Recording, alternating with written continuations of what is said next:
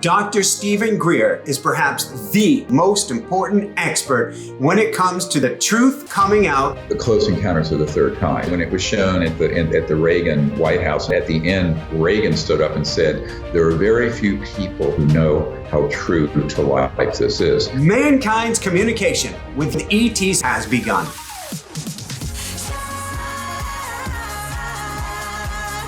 Our friend Dr. Steven+Greer has given us almost 10 hours of disclosure video that you can find nowhere else. Most important pieces of information to save or change humanity. We're bringing them to you here today, and how we can communicate with ETs and make it past the secrecy. We've had him on the show now a number of times. He's a dear, dear friend. And with me personally, he's able to share shocking news that he shared almost nowhere else. Before we dive right into things, are higher dimensional beings trying to speak with us right now? What we're doing are involving a specific project, a diplomatic project, using advanced concepts in higher consciousness to communicate with extraterrestrial biological entities from other star systems. There are beings from higher dimensions, celestial, angelic, what have you, which also assists with that at times, but that's very different from an ET civilization that is flesh and blood, 3D, who transverse other dimensions to go from point A to B. So one of the problems with this subject, I wrote a paper in 1995 called ETs and the New Cosmology, and it's the conflation of all things people don't understand, calling them the same thing. So, like all things, it's important to be specific. So what we're doing with what's called Close Encounters of the Fifth Kind, and I think some of your viewers may have seen the documentary. You can see it free now on Amazon Prime and Tubi and Hulu and Pluto or wherever, is training people to make contact with these civilizations. And we're using consciousness and higher consciousness because these civilizations have technologies that interface with coherent thought. Now, in the process of doing that, often we will have interactions with beings from other higher dimensions that are not extraterrestrial. But there needs to be an understanding of what we're specifically doing. And this is a global diplomatic initiative between humans and these very advanced civilizations from other star systems. So it is not a project that is aimed at primarily contacting intelligent beings from other higher dimensions, such as celestial, but that happens as a consequence naturally because the universe is an integrated quantum hologram that's conscious, so that when you contact and when you're in that state of consciousness of non-locality, expanded infinite mind, you're going to be able to see and interact with ETs and communicate, but also you will often see and communicate with beings that are in another higher dimension. But that's an incidental event from the specific purpose of Close Encounters of the Fifth Kind. So it's not one of these things where, we're saying, and first of all, we don't call them because that implies that they're servants on our beck and call. It's a diplomatic process. So the language we like to use is respectful of these civilizations. Whereas if you call a servant, you call them in. No, this is like you would do that for the chief steward on Air Force One if you're the president. That's not the dynamic. The dynamic is very much diplomatic, respectful. So we never call them in. Ever. We make contact with them and then invite them to interact with us. And when you see the photos and images of which you can see in the film of all the encounters we've had with these beings from other star systems who are traversing through other dimensions to get here. I mean, we can talk about this. It's very much in the context of a higher consciousness and from the mind and the heart resonating as one. But it's done in the spirit of cooperation and respect rather than sort of like dolphins at SeaWorld where we, call them and jump through a hoop for us. So I'm willing to be really specific because this is a big problem. If people go out with that mindset, the ETs don't come because it's disrespectful. So we want to be very respectful. And we have an app, CE5 Contact, which you may have, and it's an app that trains you in this whole process.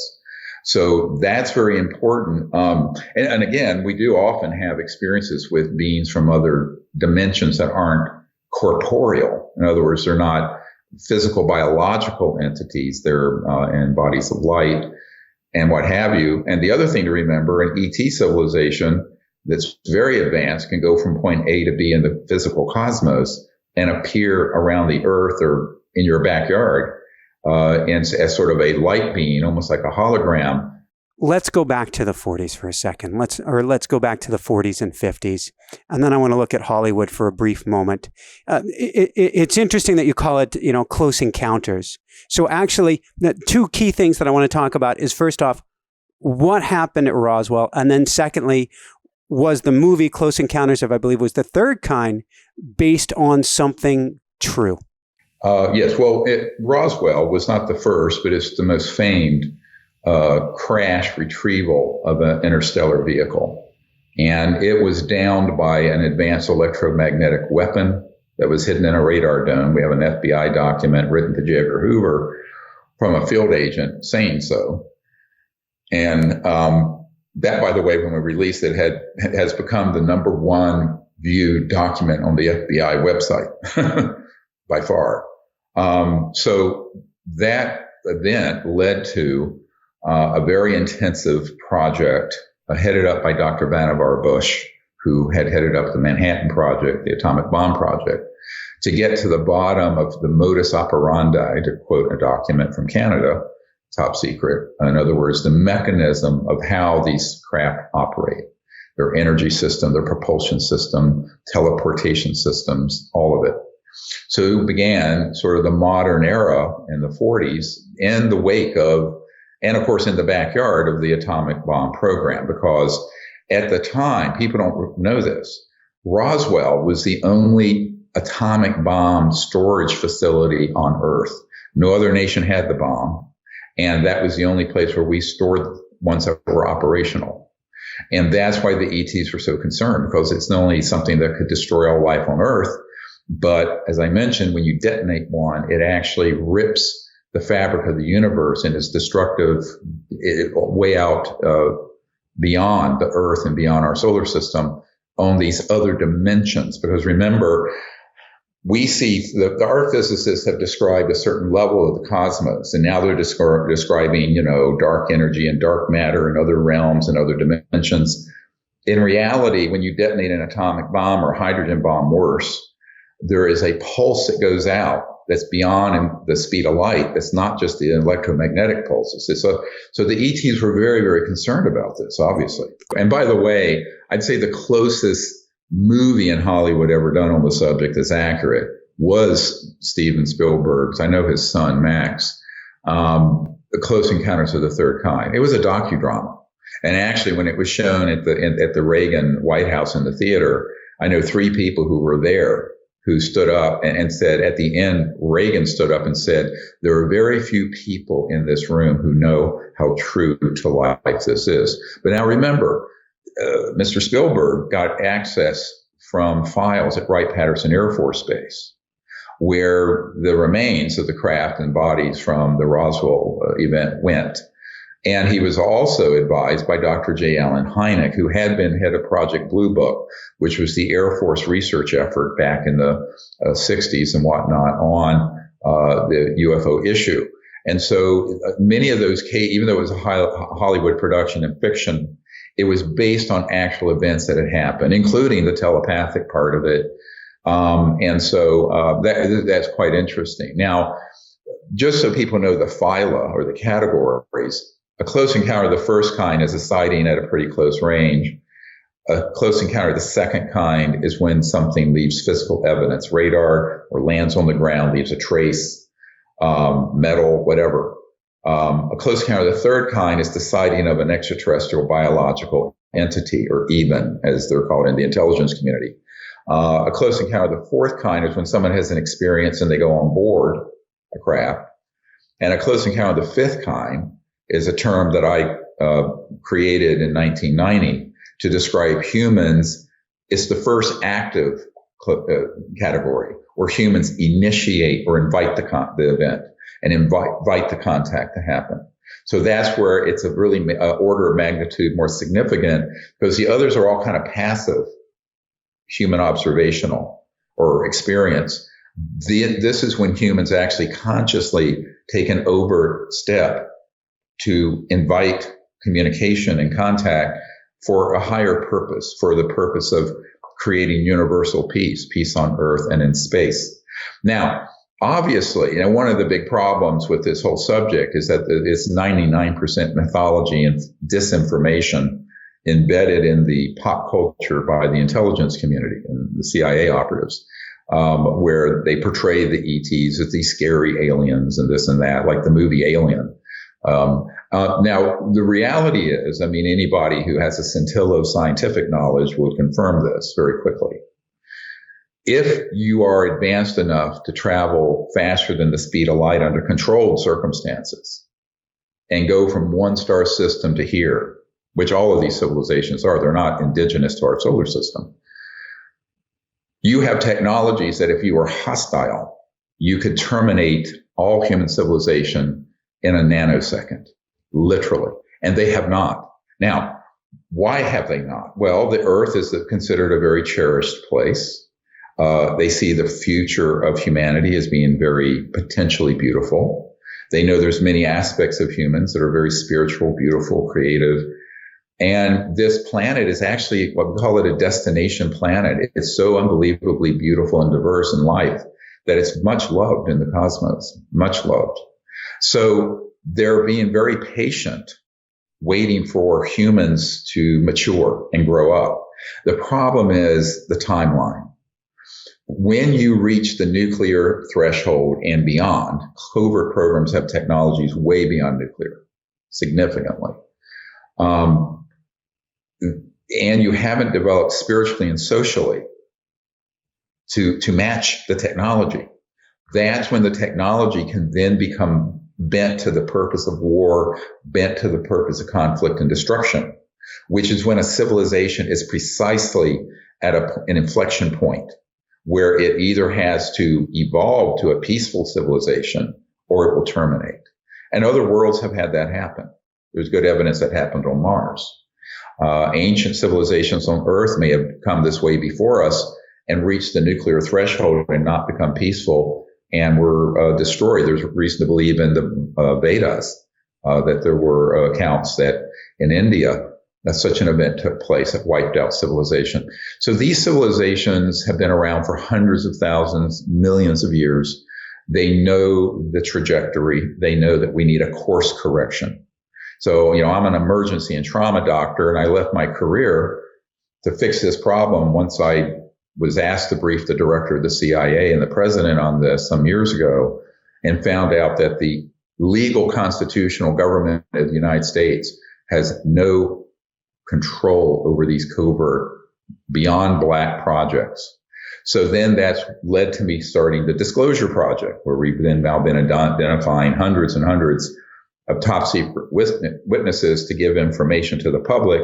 And the ones who won't do it for the public, I'm putting it together in packages and giving to the investigators who are now under law required to investigate the UFO issue in the last year or two. So I'm passing that information up the chain of command. And they have succeeded in hitting pay dirt. That's all I can say on this call. So that's a very huge project. So those projects are really key. And people go, well, why would all this have been kept secret? It's a lot of it is they, at the time in 47, they didn't know what they were dealing with. And they knew it was high advanced technology. World War II was over, but the Cold War was ramping up with the Soviet Union. And the technology was, they knew, extraordinary. Now, that program went so black that the people in the White House and the Congress have no control over them. I can say this for a fact, because I'm in Washington half the time and meet with those folks. So I think that we have a situation, it's a huge crisis. So that's why the Close Encounters of the Fifth Kind, the CE5 contact initiative, has to be coordinated with efforts with governments around the world to get to the bottom of this and get control over these sort of Frankenstein black projects that are running this issue and are also dangerously targeting ET craft with very advanced electromagnetic weapons and knocking them down. Remember, you don't go from another star system to the desert of New Mexico and can't navigate a thunderstorm. That's the cover story of how that crashed in Roswell. That's not what happened. That was a deliberate targeting and downing of an interstellar vehicle and a reconnaissance vehicle with 4 beings, intelligent beings on it, 3 of whom died, 1 survived. What happened to the one who survived? He was interrogated, tortured, and eventually died in about 1951 or 1952. I've interviewed men who have now since deceased who handled him. Our ability to communicate with ETs. When we do that, does that create, just as much as there's scalar waves, does that create the equivalent of a scalar wave across this planet to shift consciousness to where we're not stuck in this matrix where we don't even know that we're not free of what's going on? Bingo. And that's the power of meditation together. You know, the studies that have been done, I mean, before I was a medical doctor, I was a meditation teacher and went all over the world setting up meditation centers. Mainly Vedic, but some Buddhist breath meditation, and Sanskrit, mantra meditation. But what I found was, and the studies were done back in the 60s and 70s. And then there were follow-on studies done by Dr. John at Princeton, an engineering lab, where they showed that people in consciousness and meditative states, they not only elevate their own vibration, resonance, consciousness, but it affects everyone around them that they don't even know. And that if you get about 1% of a population of a city, say, you know, if you have 200,000 people in a town, if you have 2,000 people meditating and doing it regularly, and particularly when they sync up together, it alters everyone else so that crime rates go down, emergency department, my field visits go down, coherence goes up. So the way the world can advance, human love factor and higher consciousness and working together is how things shift on an exponential level. And so, well, you look at the planet, you know, 1% of the planet's population to be 75 million people. And if 75 million people began to, which isn't that many out of 7.5 billion people, began to meditate and do these sort of programs, the world would actually go through what's called a phase transition, where it suddenly goes from chaos to peace and order.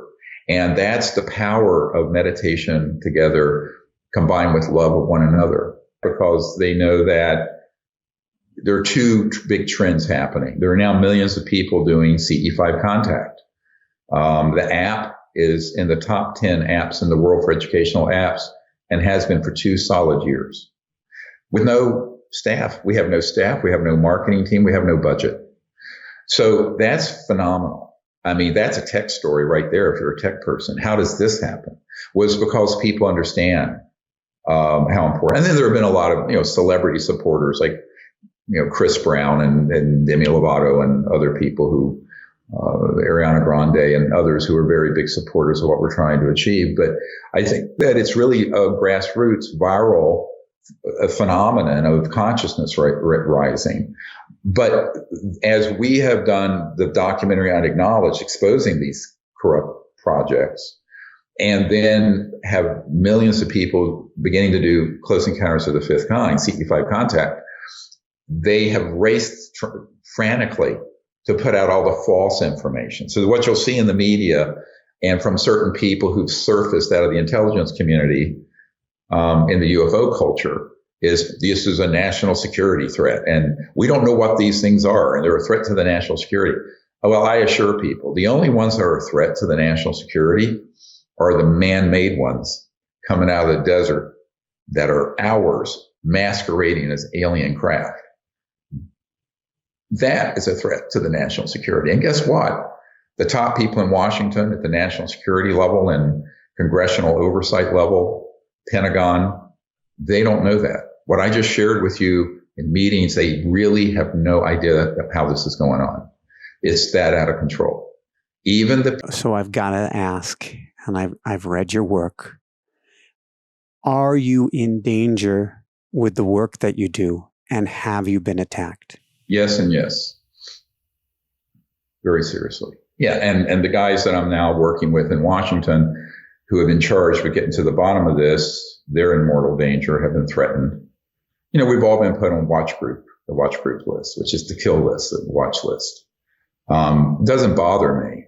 You know, I have folks who are protective of what we're doing that have enormous resources. And ultimately, I just turned 67. I have expecting our 12th grandkid. I'm not so concerned about my own welfare. I'm more concerned about what planet are we leaving to your children your child that was just born, and all my grandchildren, and the thousands of generations yet unborn. Remember, the time we live in is the closure of this one yuga, that's old age, the Kali, the opening of an age of enlightenment. But people don't realize the last yuga, 450,000 years, is closing. But the one that's opening, that we're in the middle of this turbulent time, is 500,000 years of unbroken peace, interstellar travel, higher states of consciousness. But we're at this very risky time where if we don't get this right in the next few years, then we're going to miss that window. So it's when I say that it's very urgent. This is what propelled me. Knowing this is what made me leave my medical career. Now, obviously, I mean, it is a very dangerous thing. Anyone doing it at this level, with where you're actually, I'm arming the people who are investigating this, who are the good guys in government, to penetrate these projects, and they have done so. And this is a big story that I can't go into much detail on, that's happened in the last few months. But what it means is that it also means you have a situation where these covert groups could become even more vicious. But that's why we need everyone's prayer and protection, in that state. And that's something everyone can do. What I love about Dr. Steven+Greer is his frankness, his honesty, his openness, his willingness to put himself on the line. Yes, literally put his life on the line for the truth to come out. And you'll see this if you watch his films, Close Encounters of the Fifth Kind and The Lost Century. That's how we end Close Encounters of the Fifth Kind, the documentary, where it's this story of Colonel Corso having this encounter with ET. And he says, "What's in it for me?" Being a very kind of brash young Air Force colonel. And the ET turns to him and says, "A new world if you can take it." Just like that. So a few more questions. I want to round the bend back into some positive territory here, and then let's do a meditation if we can to help people with contact.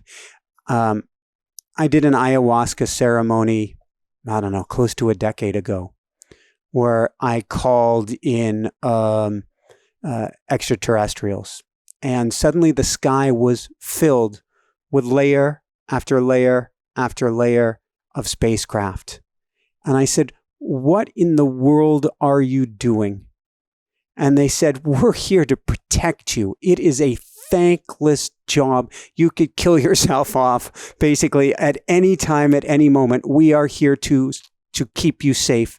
And it makes me think of, I don't know if it's common culture, but things like, and I wonder if they're real, the Cuban Missile Crisis. And was the button pressed? And are there beings literally trying to keep us alive and keep our pulse going till we can round the bend?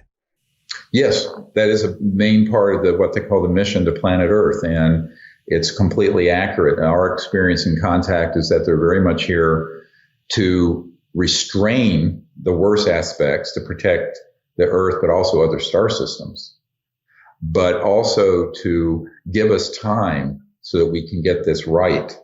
So we're buying time, but there's only so much time you can buy when the way we're living on the earth. I'm 5/16 Native American, Cherokee, and we are killing our mother earth. I mean, we are killing it, literally killing it, ocean, land, water, air, all of it. So they know this, the ETs know this. And one of their big messages that comes through over decades is their concern about weapons of mass destruction and war and the environment. Now, ironically, the technologies that have been kept suppressed that we want to feature in this next feature film, we're going to prove these technologies exist. We're going to prove how they've been suppressed. But then we're going to lay out a very positive vision of a path to bring them out in the next year or two. And then within 10 to 20 years, have a totally different world. So that is a huge undertaking, and obviously fraught, because there are a lot of people who've discovered these technologies who have been assassinated, frankly. And we know that. But, as an emergency doctor, I've taken care of people killed over a 50-cent beer. And remember, in 1992, the head of Army intelligence personally offered me, and then went behind my back to my wife, $2 billion if I would stop what I was doing and be a traitor to the human race and join their group. He offered me a board seat on the covert group. And that's when $2 billion was a lot of money. It's still a lot. It would be $5 billion now. So I tell people, you have to be, this is a spiritual thing. What are your values? What do you really care about?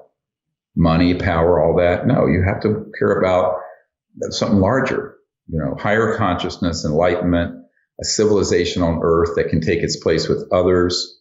It's very beautiful what needs to happen. But the only way it happens, it's not going to happen from the president or the prime minister on down. All these big changes happen from the grassroots, which is why programs like yours are so important, to get the word out, because that's how people learn.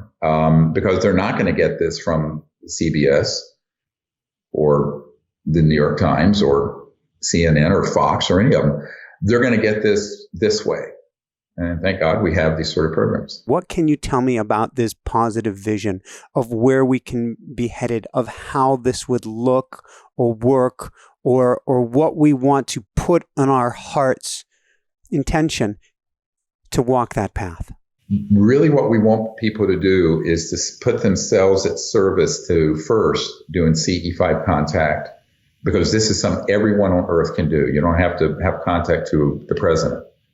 And make yourself a sort of a vector, a channel for contact that's peaceful with these civilizations, so that they know that there are people on this planet that aren't just trying to kill them, right? And who understand they're here for a very good purpose. The other is to work to network to us.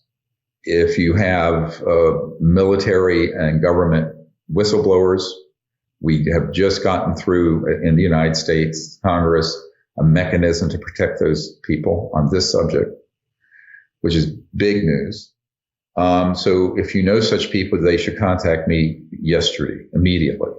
And the third is anyone who knows somebody who has one of these energy technologies that are pulling energy from what's called the 0 point or quantum vacuum, please contact about that, because we now have a means to get those out to the public. And if it was legitimate and could be reproduced and tested transparently, so we were clear that it's a legitimate science, we will feature it in this documentary. This next documentary film, we estimate will have around 1 billion people with a B see it. There is a very specific strategy to bring these technologies out. It's open sourcing it. It's massive disclosure of it. It's the replication of it and put it in the hands of a number of safe locations.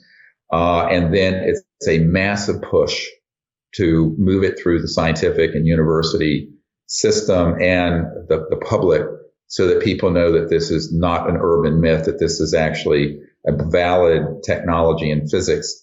That has to be done, though, very quickly, and we have the assets lined up to do it. But the technology holders, here's been the big rub.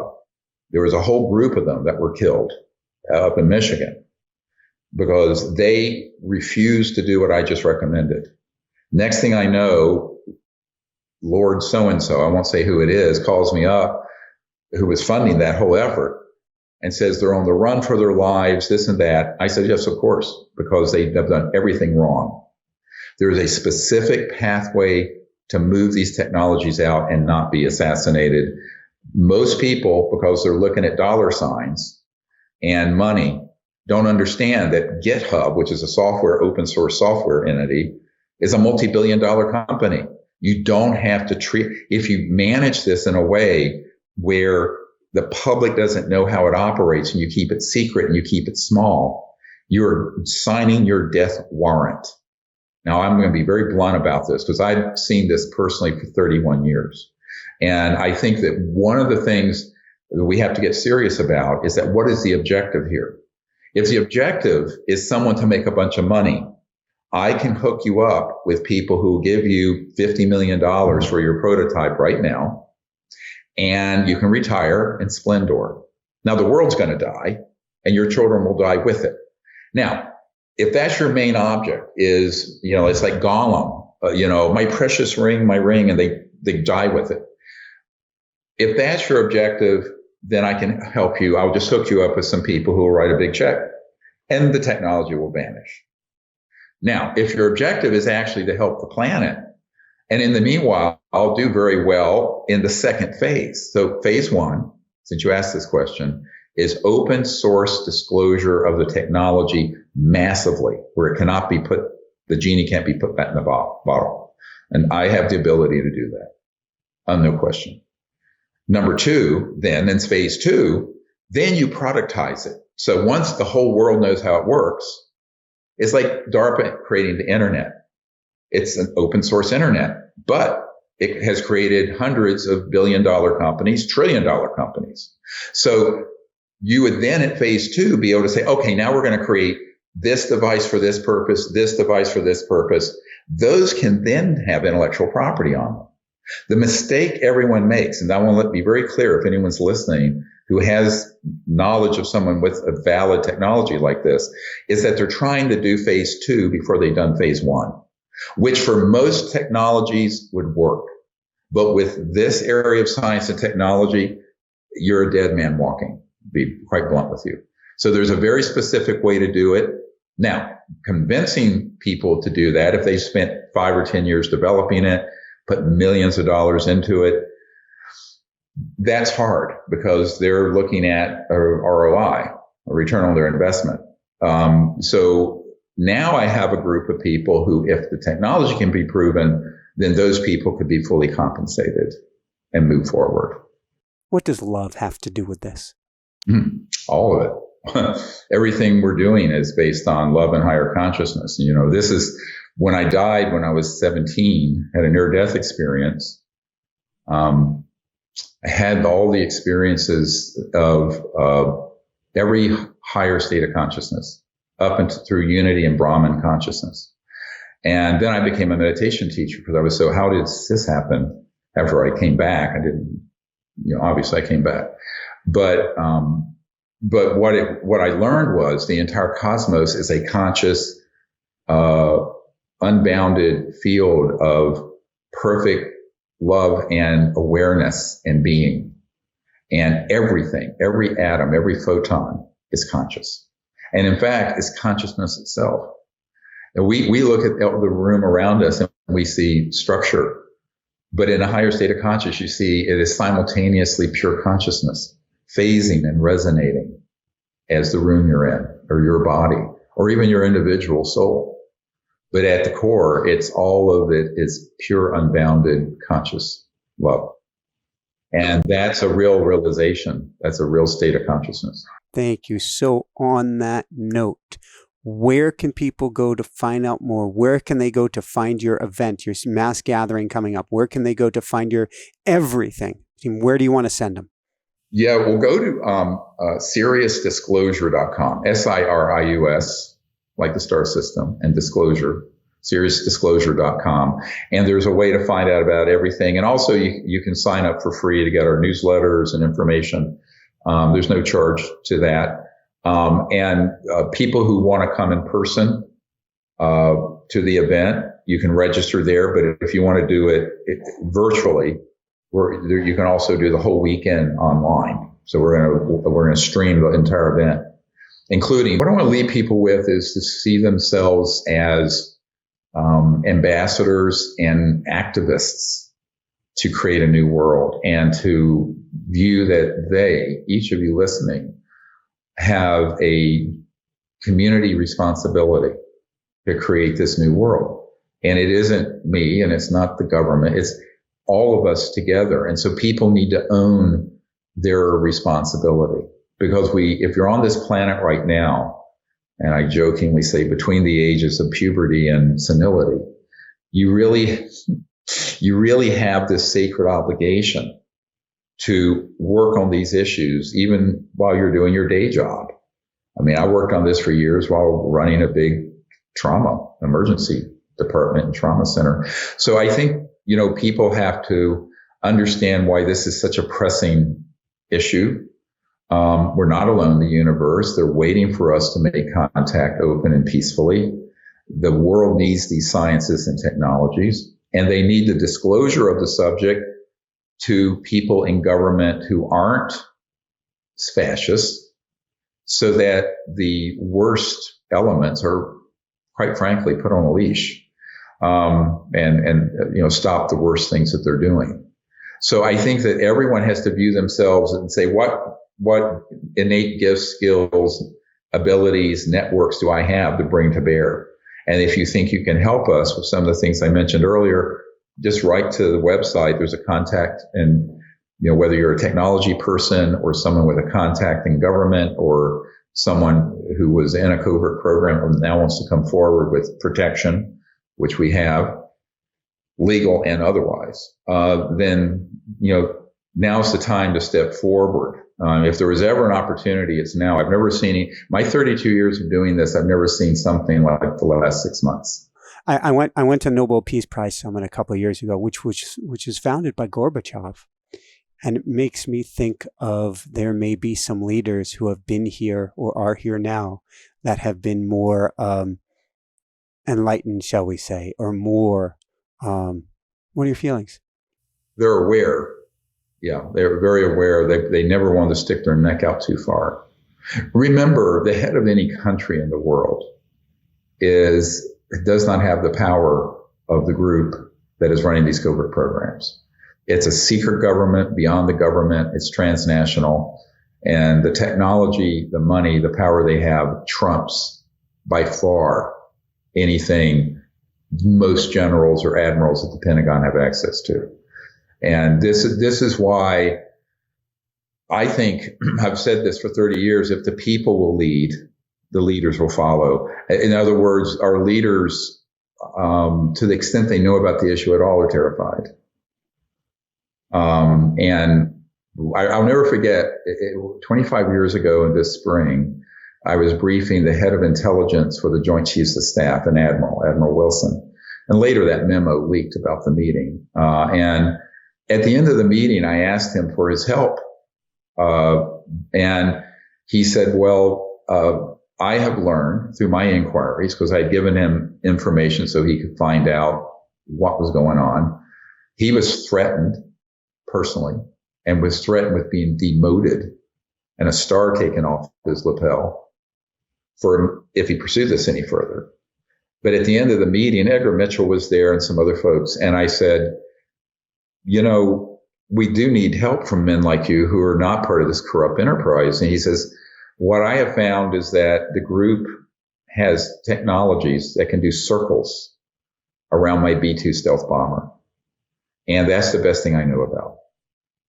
And I am outgunned and outmanned and outfunded by this covert group. Now, this is in the conference room for the Admiral, the head of intelligence joint staff, J2.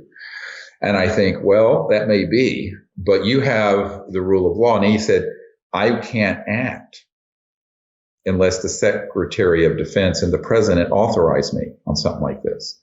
But they didn't want to because they were afraid. They were terrified. So the difference now is that there is a law that was passed that the U.S. Congress has to get to the bottom of it. The people who are assigned to do it that the public doesn't know about, that I know about, are actually making great progress.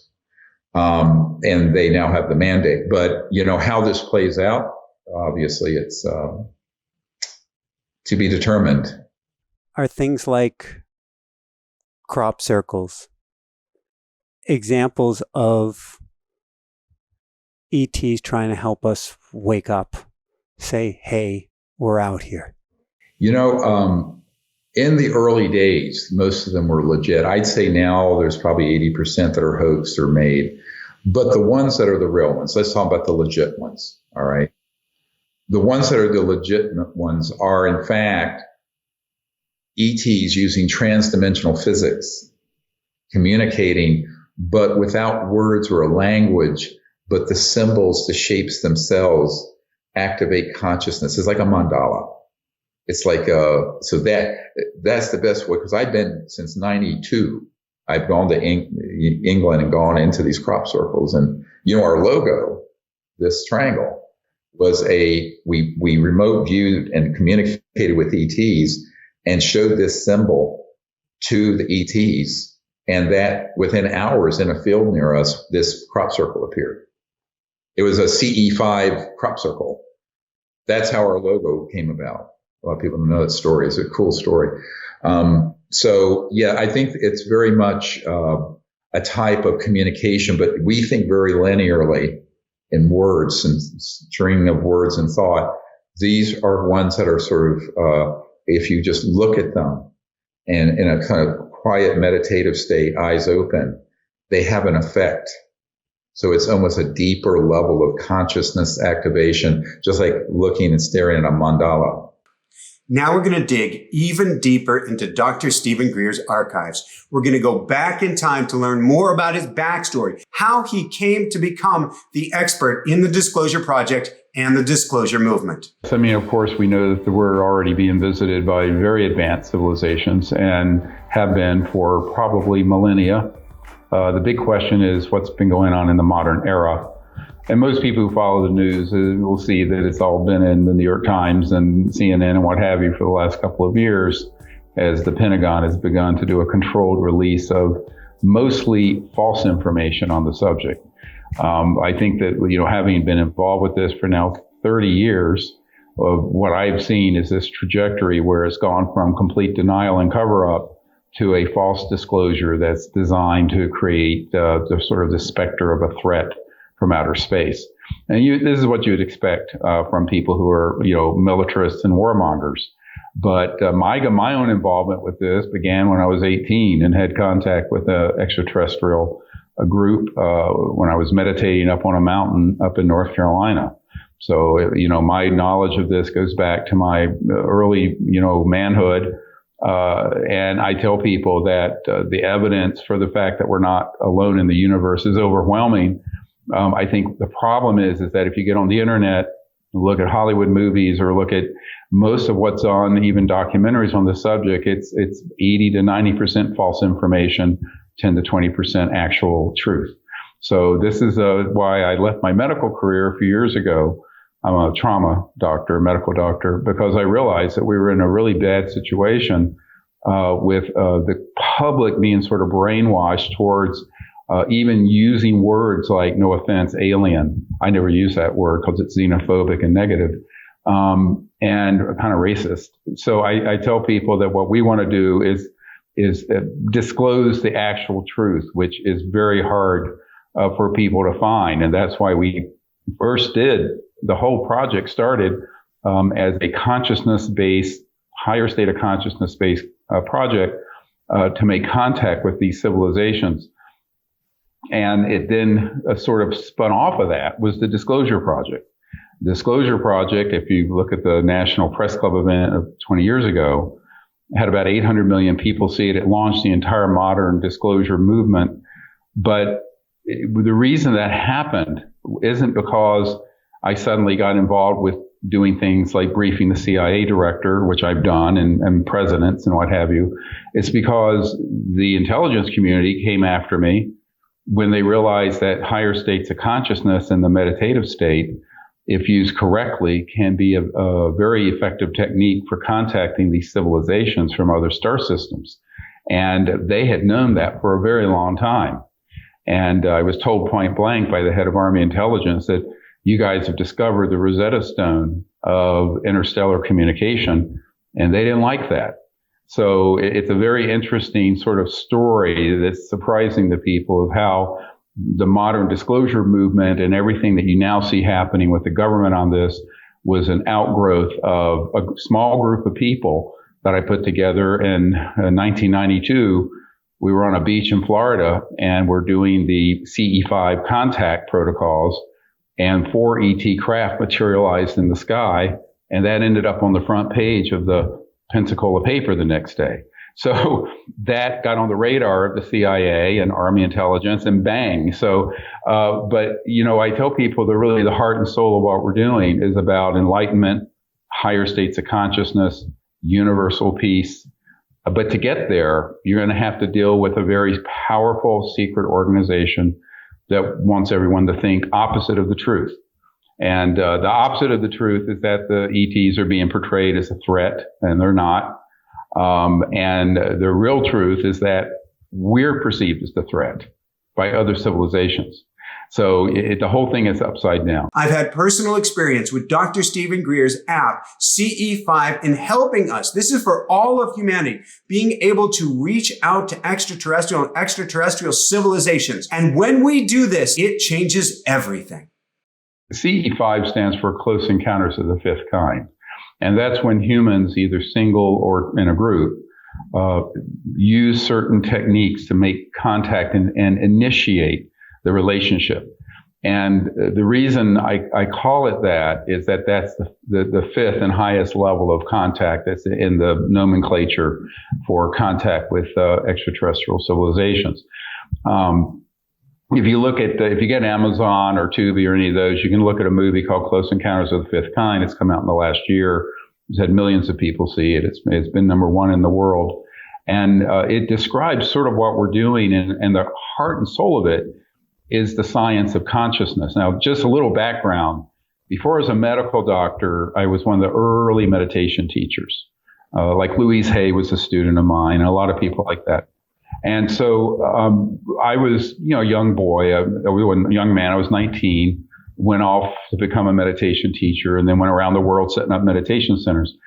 And so luckily, by the time I became, a doctor and then other positions, I was grounded first in the Vedas, and the Sanskrit. I used to tutor people in Sanskrit and the Vedas. I still do this at all my expeditions and trainings that we do, because I think that if people understand that each individual has within them the root source of all conscious light in the universe, then they understand how you can use consciousness to see the future, to see a distant place. And what does that have to do with extraterrestrial civilizations? It's because all those civilizations have to go beyond the speed of light. And when you go beyond the speed of light, you're crossing into ever more conscious realms of dimensions, even though they're from a star system and planet. And so their communication systems, we think of ours, you and I are doing something at the speed of light with this right now, which is 186,000 miles per second. The ETs are using systems most of the time that are at the speed of thought.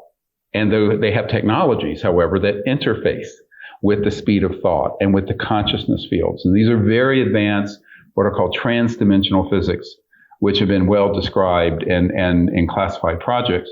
Now, I stumbled across that as an 18-year-old when I made contact with these civilizations, and then formalized a sort of a system, a technique called the CE5 contact protocols. And there's an app actually called CE5 Contact. And now we have hundreds of thousands of people around the world doing it. It's a training program so people understand how they as an individual, each individual is actually the totality of the cosmos folded within. So it's the whole concept is that each awake sentient being, not just on Earth, but in the cosmos, is actually a quantum conscious hologram where the totality of all conscious fields, space, time, worlds is folded within the construct of deep, quiet consciousness in that deep state. And that experience is very universal. And our ancient ancestors on this planet had these experiences, had contact with these ETs. Now we have to bring science and this sort of philosophy together, because the science now that's been done, pioneered by people like Dr. John at Princeton with the Princeton Engineering Anomalies Research Lab and others, clearly shows that while we're always thinking that consciousness is sort of locked in our brain or skull, in fact, it's the other way around. We're a manifestation of this consciousness from inside out. And that this consciousness field, let's call it, is omnipresent. It's literally everywhere. And when we go into a quiet state of mind and meditation, we can center ourselves in that perfect field of unbounded mind, and then operate through that to see remote places, to contact ETs. Of course, the CIA has a remote viewing project that they've had for decades where they spy on other countries. But it can be used for all kinds of very beautiful purposes, which is our intention. And that's what the whole concept is about. Because if enough people do that, it really doesn't matter what the intelligence community does, because the power is really centered in the people. And that's the great truth that was found when they did studies on groups of meditators. You know, when you'd hit about 1% of a population of people really being centered in meditation, the community in which those meditators were located had crime rates fall and had emergency department visits go down, et cetera, and so on, and increased coherence. So my view of it is that the way we're going to transition to a new civilization is individuals, millions of us, understanding this and going into that state of consciousness. And this is something which most people, who study this issue, they become very, all these conspiracy theories and fear-based things. I go, no, wait, the real power is sitting right within us in each human soul and heart and mind. And if we get together and do things together as one, it will shift us into this future that's waiting for us.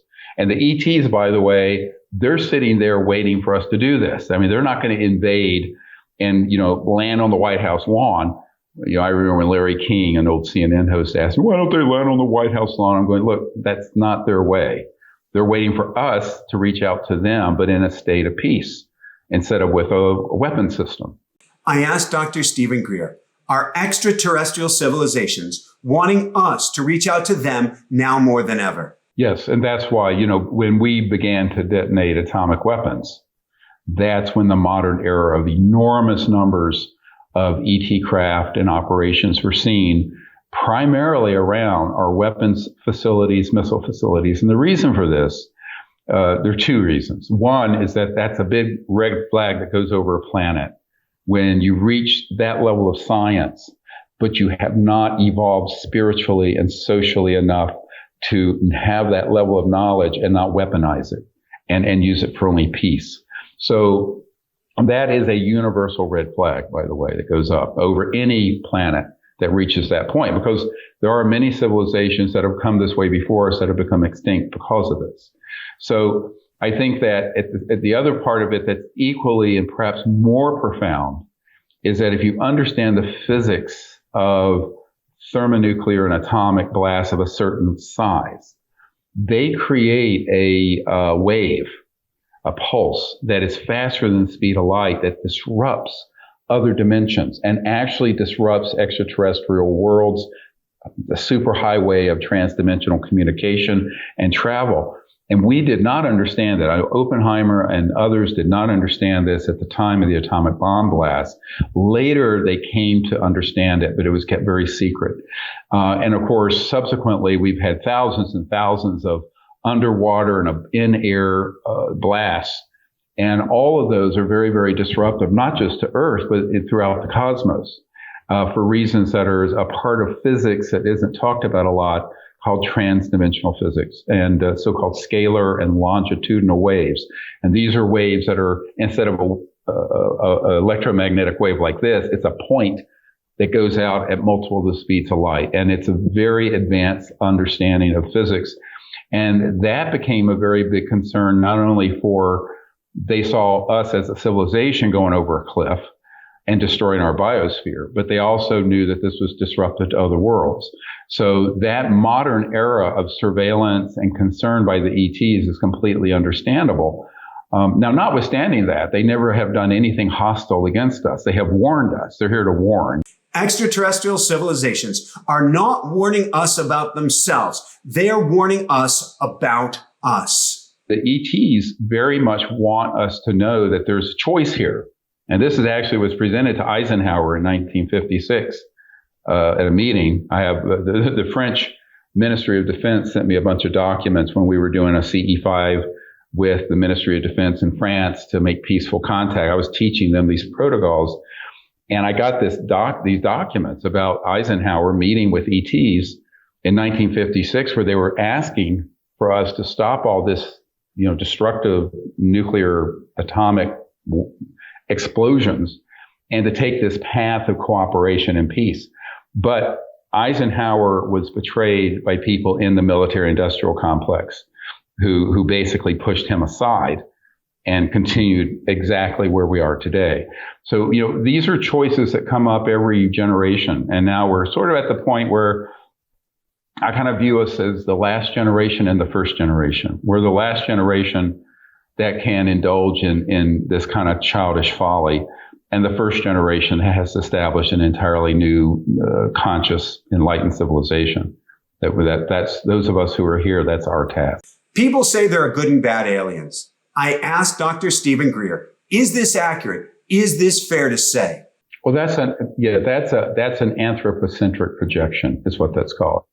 So what that means is that anthropocentric, it's a human-centered projection onto civilizations that are hundreds of thousands to millions of years more developed than we are. Obviously, they're traveling interstellar quite competently and have been for thousands of years.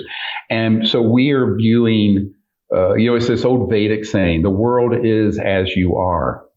So if we as a people are still mired in racism and conflict and us versus them and we're going to project that on anything we don't understand or anything that's new. And therefore, if it's new and we don't understand it, it has got to be a threat. This is the default position of the psychology of our conditioning as humans, having lived thousands of years in a state of racism, tribalism, warfare, misogyny, one group against another, gay versus straight, all this stuff. And I think that that's the problem with that is that there's no objective evidence at all that any of these civilizations are a threat. Now, what there is, and this can be exploited by the intelligence community and has been, these civilizations are not necessarily happy with the course of human civilization. Which any thinking person wouldn't be. I mean, if you're conscious at all and you're seeing global warming and fires and biosphere collapse and endless war, who's going to be happy with that, right? So, I mean, so these civilizations are rightly very concerned about how humans have not made the right choices in the last 100 years. For example, 100 years ago, we could have chosen to allow the Tesla-type free energy technologies to come out so the world would have no pollution and no poverty before I was born. And I'm 66 now, I'm no spring chicken. So the issue then becomes, so what I tell people is that those are choices. This is we have free will, the mystery of free will, along with our destiny. But we've made some very bad choices. Now, what I tell people is that 100 years of various mistakes can be corrected very quickly through higher consciousness, through education, and through the right vision, the correct vision forward. But that has to exclude this idea that, there are the good aliens and the bad aliens, and the bad aliens. Have you noticed always the bad aliens that are portrayed as caricatures are always ones that look the least like humans, and the good ones all look like they're from Norway? I mean, this is on the face of it, prima facie racism, except it's speciesism. And so I think this is a very big problem that humans are going to have to take a step back and get a hold of themselves and go, oh, wait, no place on Earth has been attacked by these beings. And moreover, Jacques Vallée, who's a renowned astrophysicist and researcher on this subject, I mean, he made a cameo appearance in Steven Spielberg's Close Encounters of the Third Kind. He admits to having a document from 1985 that describes the CIA setting up abductions for their, quote, psychological warfare value in Latin America, in South America, Brazil, and Argentina. I know another person who possesses that document. I have not received the full document, but only the acknowledgement of its content.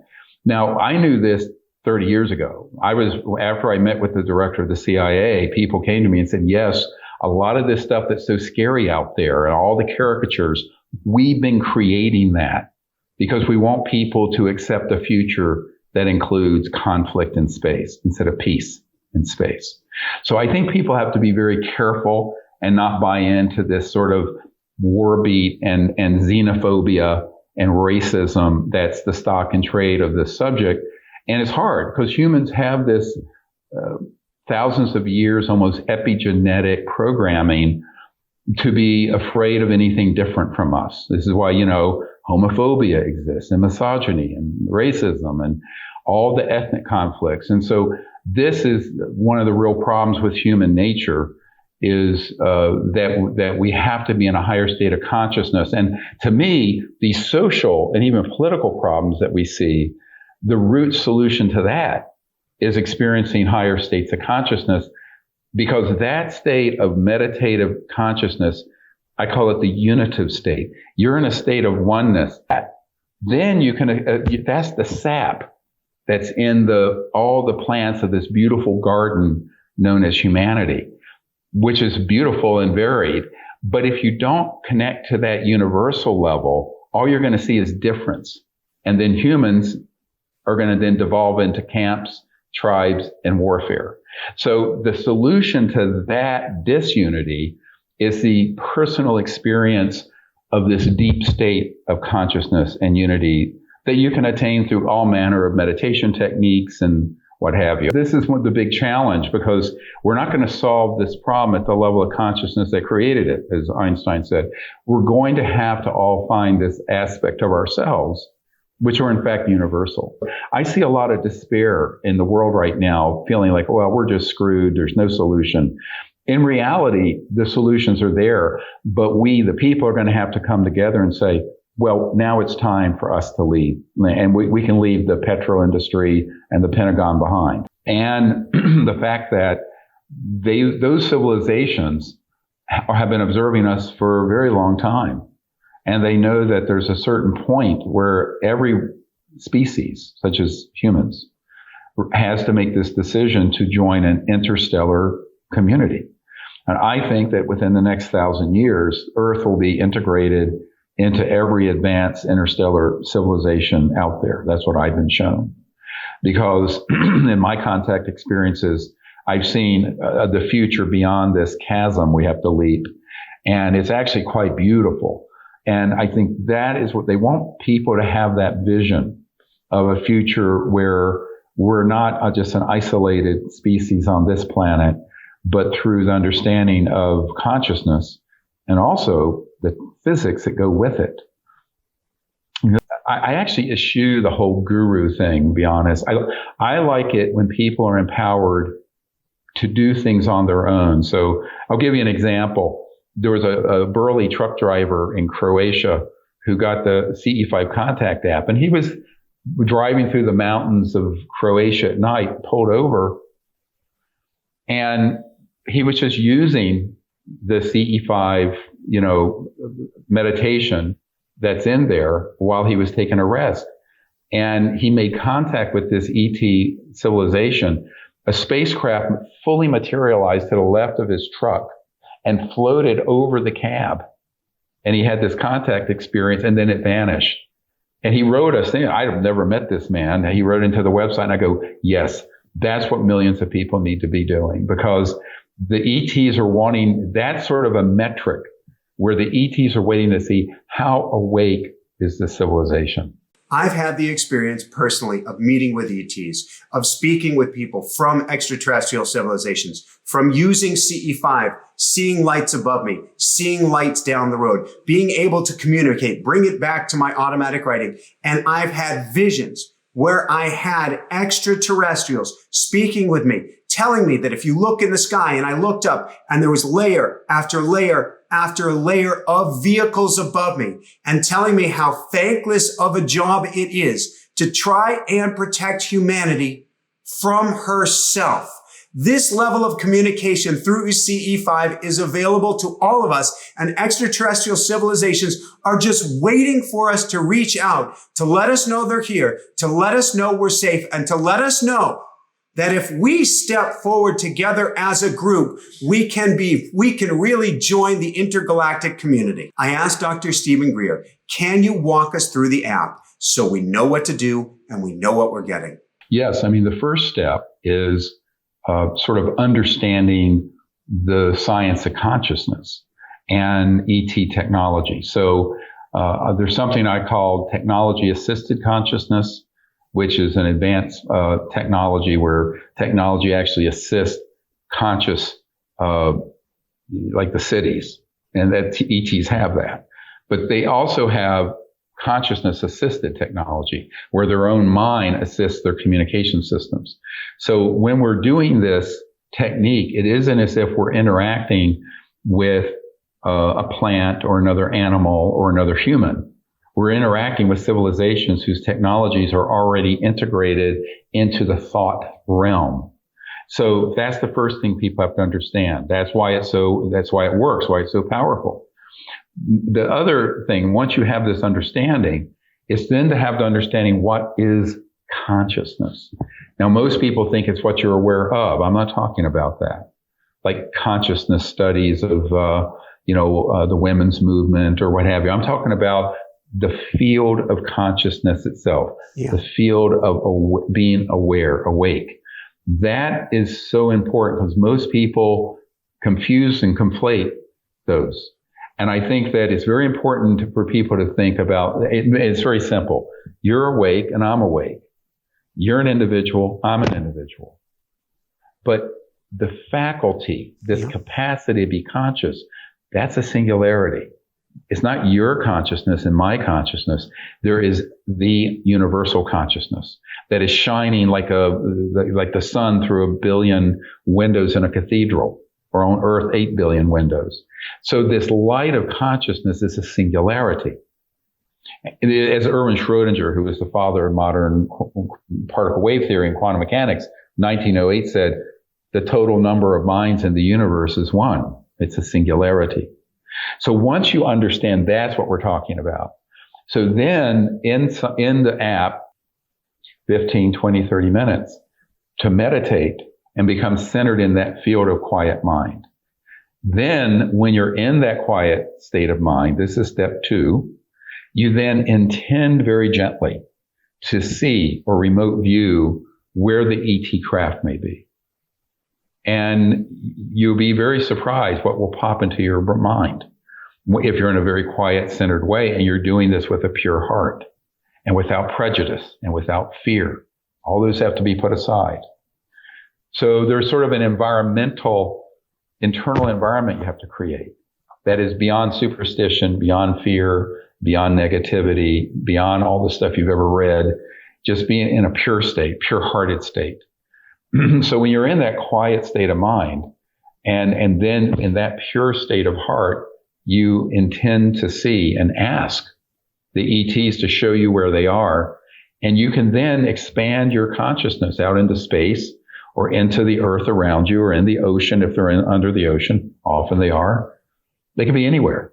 They could be right outside your house, but dematerialized, ready to interact.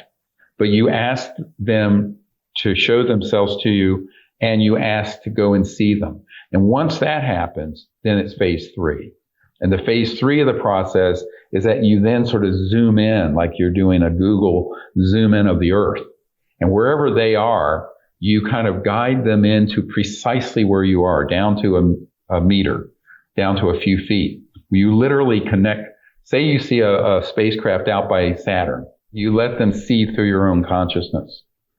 And so you literally, it's an act of compassion, but and an act of oneness, because the total number of minds in the universe is one. It's a singularity. So then you show them exactly where you are. If you're in New York, or if you're in Hawaii, or in Belgium, or in China, it doesn't matter, or Croatia.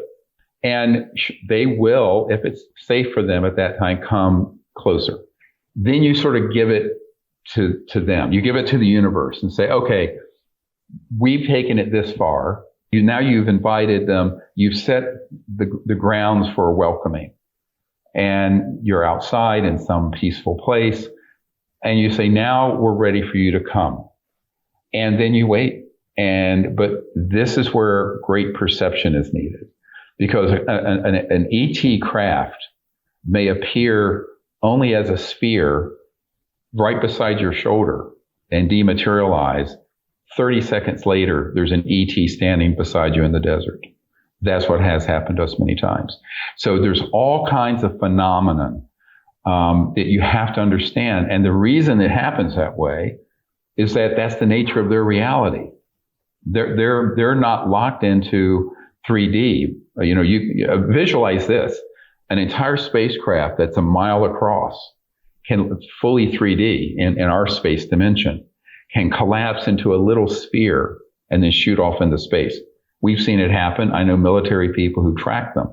So you're dealing with such advanced technologies, you need to get your mind out of Star Wars and Star Trek and all the science fiction, because the reality of the ET technologies is that the way that they may appear may only be, for example, in sort of almost like a Vedic tone. We were at Mount Shasta one year, and we had this craft that was appearing that we saw come and go. And then in our meditation, we were sitting there all at 30 people, maybe 40.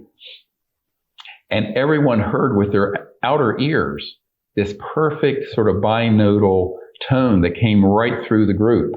But everyone in their mind's eye saw this spherical metallic object that literally moved through transdimensional space right through the group. And everyone saw the same thing in their own consciousness. Well, and we did get a tape recording of that tone. So there's all kinds of ways that these ETs might appear. Most people, those are the steps. And it's a process.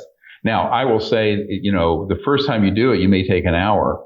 I can do it in about 5 to 10 seconds. Just you click into that state, see it, do it, boom. But it's like anything, riding a bicycle, this is the biggest secret in the history of the United States. There are assets that can be deployed. So I tell people that do this in a way that you let them appear any way they see fit. And it may not be 3D. It may be in thought. It may be in sound. They may go over and put something on your phone. We had a member of our team in New York, outside Albany on a farm, where the ETs put a sphere, an ET object, on her phone, on her screensaver, and would put it on and take it off. It blew her mind after she was doing the CE5 contact protocols. There are all kinds of unusual ways that the ETs will make contact in a way that's quite clear, but not what you're expecting. So I always tell people, let go of expectations and let it flow.